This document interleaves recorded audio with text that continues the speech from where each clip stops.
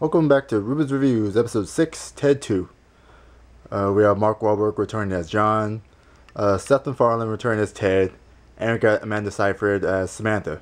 The movie's plot consists of Ted and Tammy Lynn wanting a baby, and then the government tells the Ted that he isn't a person, and he spends the rest of the movie fighting for personhood. The good to be the chemistry between John and Ted is still there, and with new addition Samantha, she doesn't feel out of place. Well, at least too much.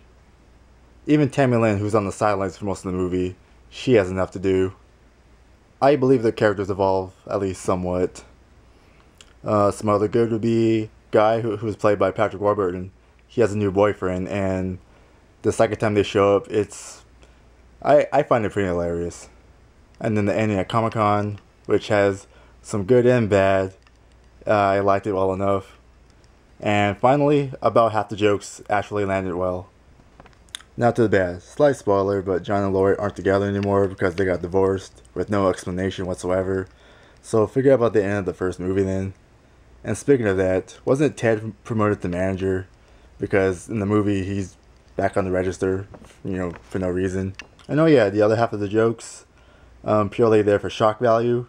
I mean, I laughed, but I think others will get really offended. So where Seth MacFarlane could have incorporated into the story better. And speaking of story, the wanting the baby part was kind of unnecessary only because it had to lead up to the personhood story. While I like the comedy drama in the latter half, if the movie had focused on this in the beginning of the movie, the plot could have been better.